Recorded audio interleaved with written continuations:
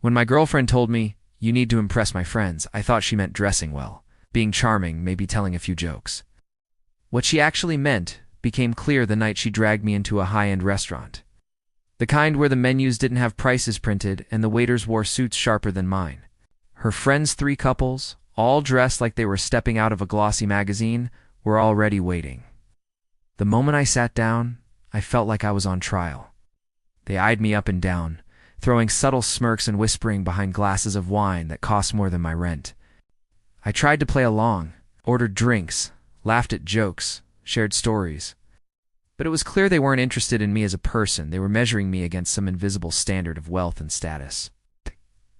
My girlfriend, instead of softening the edges, only fueled it. "He's not flashy, but he can take care of things," she bragged, squeezing my arm a little too tightly. Then came the food. Dish after dish, bottle after bottle, appetizers stacked like artwork. I tried to keep track in my head, but the math started slipping when they ordered another round of champagne without even glancing at the menu. By dessert, I was silently praying it wouldn't hit for figures. The bill arrived in a neat black folder, and she grabbed it before I could. Her eyes flickered once, then she slid it across to me with a smile far too sweet to be genuine. "You don't mind covering this, do you? You said you wanted to impress my friends?" I opened the folder. $2,000. My stomach dropped. The table went quiet, all eyes on me. I could feel her testing me, daring me, waiting to see if I'd falter. The old me might have panicked, argued, or even tried to split it, but instead, I smiled. A calm, practiced smile. "No problem," I said smoothly, folding the check and signaling the waiter. My girlfriend's smirk grew wider, as though she had just won some kind of private bet. Her friends looked impressed, finally nodding in my direction, as if I'd just passed their test. But inside, I wasn't angry. I was amused, because I already knew what was about to happen. The waiter returned a few minutes later, carrying the folder again. He stood tall, cleared his throat, and in a voice loud enough for the entire table to hear, announced. The waiter placed the leather folder carefully on the edge of the table. Every eye lingered on him, the way people leaned forward during a theater performance right before the climax. My girlfriend was grinning like she'd just orchestrated the grand finale of a show where I played the obedient partner. He cleared his throat, glanced once at me, then at her, and said loudly enough for the entire table, "Sir, your card has been declined. Do you have another form of payment?" Ow. The words hit like a slap in the middle of the room. Forks paused midair, wine glasses froze at lips.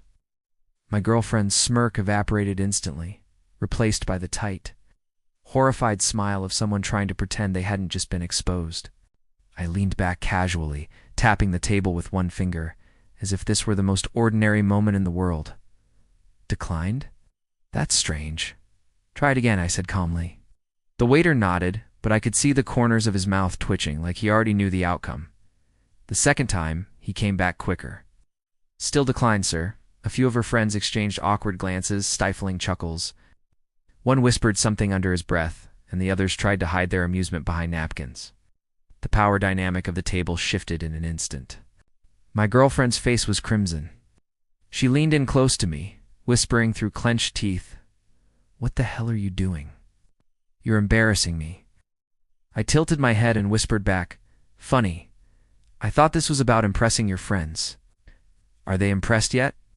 She froze, eyes wide, realizing too late that this wasn't a mistake. It was deliberate. The waiter was still standing there, patient but stern. "Would you like me to split the bill among the table?" he offered, his tone professional but with a subtle undertone that almost sounded like pity. That suggestion was the nail in her coffin. Her friends, who had expected me to meekly pay and prove myself, now faced the possibility of chipping in. The illusion of my girlfriend's perfect life crumbled in front of them. One of her friends shifted uncomfortably and muttered, "I didn't even order half this stuff." I leaned forward, locking eyes with her across the candlelit table. "You wanted me to cover everything, right? To prove I could take care of it?" Her hands shook as she fiddled with her napkin. Just give him another card," she hissed.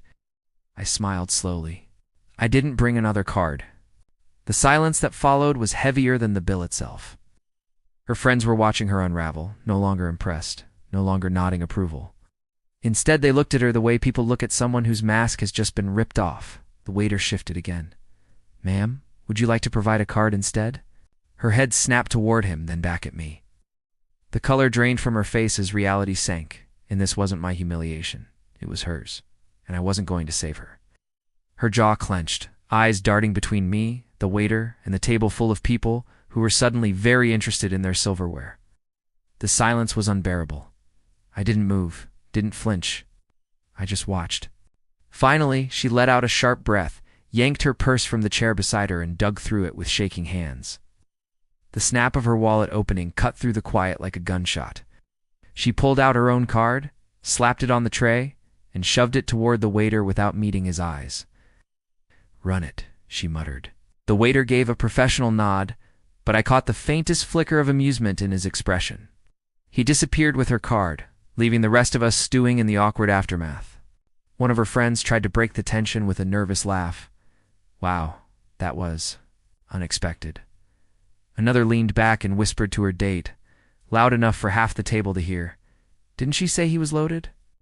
The words hit her harder than the bill itself. Her face flushed crimson as she snapped, "Can you all just shut up? It's fine." But it wasn't fine. The whole point of this dinner had been to parade me like some kind of prize proof she'd landed a guy who could bankroll her fantasies, impress her shallow little circle. Instead, she'd been exposed. The very people she wanted to dazzle were now exchanging looks of pity and thinly veiled amusement. The waiter returned and placed the receipt in front of her. Approved. "Thank you, ma'am." I leaned forward, resting my elbows on the table, and said with the most polite smile I could muster, "Thank you for dinner. I was very generous of you." The dagger landed. Her friends couldn't help it. Two of them snickered openly while another covered her mouth with her napkin, eyes wide in disbelief. My girlfriend shot me a look that could have burned a hole through steel. "Excuse me," she muttered, grabbing her clutch and storming toward the bathroom. The table relaxed in her absence, the tension melting into awkward chuckles. One of her friends leaned toward me. "So, was that some kind of test? Or do you guys always play games like this?" I just shrugged.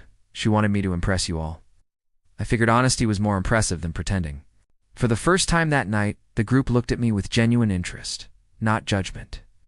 A couple of them even nodded, as if they respected the move, even if they didn't fully understand it. When she finally returned, her makeup slightly smudged and her composure cracked, she tried to salvage what was left of the night. "Shall we go?" she asked stiffly. But the damage was done. Everyone had seen it. She wasn't the woman in control anymore. She was the one scrambling. And for the first time, I felt no obligation to shield her from the truth.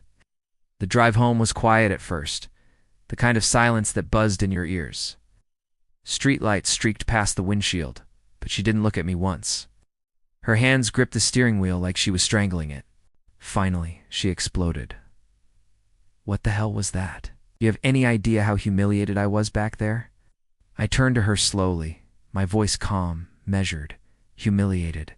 "You dragged me to a restaurant I couldn't afford, shoved a $2,000 bill in front of me, and expected me to smile while you flexed in front of your friends. If anyone should be embarrassed, it's you." She whipped her head toward me, eyes flashing. "You could have just paid it. That's what boyfriends do. They step up when it counts." I laughed, low and sharp. "No, that's what props do. That's what wallets with legs do. I'm not here to bankroll your reputation. If you cared about me, about USU, wouldn't have put me in that position in the first place." Her mouth opened, then closed. For a moment, she looked like a kid caught lying. But then the defiance returned. "You don't get it. What? My friends are important.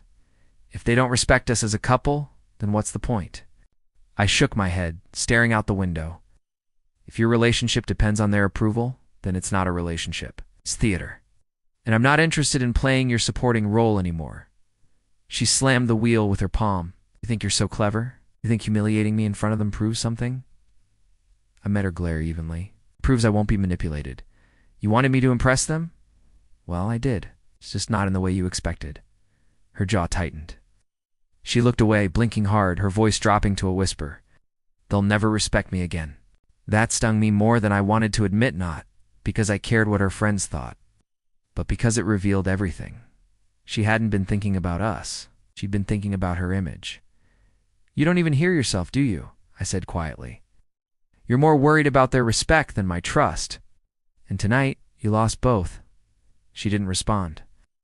Just drove, her silence louder than her yelling had been. When we pulled into my driveway, I opened the door without hesitation. She reached out, her voice trembling now. So what, you're just leaving? After everything I've done for you? I paused, one foot on the pavement. Everything you've done to me, you mean? And Yai, leaving? Because I finally realized I don't want to be part of your show? I closed the door gently behind me and walked up the path without looking back. The sound of her engine idling faded into the night, but the weight on my chest lifted with every step. For the first time, I felt like I was reclaiming my role in the story. And this time, I wasn't the one being tested. The next few days were quiet, too quiet. She didn't text, didn't call, didn't show up at my door like I half expected. Part of me wondered if maybe that was she'd finally gotten the message. But I knew her better than that. She wasn't the type to retreat gracefully. Sure enough, words started trickling back through mutual friends. She'd been telling everyone that I was cheap, that I pretended to be something I'm not, and that she had to rescue the night because I embarrassed myself. Version painted me as weak and her as magnanimous. But the problem with lies is they don't hold up under scrutiny. Apparently one of her own friends had overheard the waiter's announcement about my card. Another had caught the way she shoved the bill toward me with a smug smile. Story spread quickly, and suddenly her little narrative wasn't about a boyfriend who couldn't pay, was about a girlfriend who set him up to fail. The texts I got from people in her circle surprised me. One guy wrote, "Man, I don't blame you." She made herself look bad that night. Another messaged, "Respect for holding your ground." Most guys would have caved. It wasn't admiration I was chasing, but I won't lie, it felt good to know the truth had legs. Well, she'd built her reputation on control, on curating this perfect image of a woman with a perfect boyfriend. And now that image was cracking. Then came the inevitable confrontation. She showed up at my place unannounced, sunglasses hiding her eyes, though it was well past sunset. Walked in without asking, pacing like a caged animal. "You've ruined me," she hissed. "Do you know what they're saying about me? That I used you? That I humiliated myself? I can't even show my face without someone whispering." I leaned against the counter, arms crossed. "Maybe that's because you did use me, and you did humiliate yourself. Don't blame me for holding up a mirror." She ripped off her sunglasses, her eyes red. "I was trying to build something for us, a future, a life that looked impressive, that felt bigger than just you and your paycheck." Her words landed like stones, heavy and sharp. For a moment, I almost pitied her, almost. But then I remembered sitting at that table, her smug grin as she handed me the bill, the way she expected me to crumble. "You weren't building anything for us," I said evenly. "You were building a stage for yourself. I just refused to play the role you wrote for me." She stared at me, trembling with rage and regret, before finally whispering, "You'll regret this." But her voice had lost its bite. It sounded more like a plea than a threat. I didn't flinch. "No, I think you already do." Her silence was the truest answer she could give. After that night, the storm broke. She stopped trying to argue with me directly, but the fallout rippled through her life in ways she couldn't contain. Her friends, the ones she'd once paraded me in front of, started pulling away. They didn't openly confront her. It was subtler than that. Fewer texts, excuses to skip plans, silence in group chats. And when she did show up, people gave her those tight, polite smiles you give someone you don't want to deal with anymore. She'd built her identity on being the woman who had it all. But now, everyone saw the cracks. And when the performance fell apart, so did the audience. I watched from a distance. Not with malice, but with clarity. I wasn't celebrating her fall. I was simply relieved to no longer be part of it. For once, her chaos wasn't mine to manage. Weeks later, I bumped into one of her former friends, the same guy who had whispered jokes at the table that night. Smirked and said, "You know, people actually respect you more after that dinner. You didn't let her play you." I just shrugged. I wasn't trying to prove anything. I just wasn't willing to be used.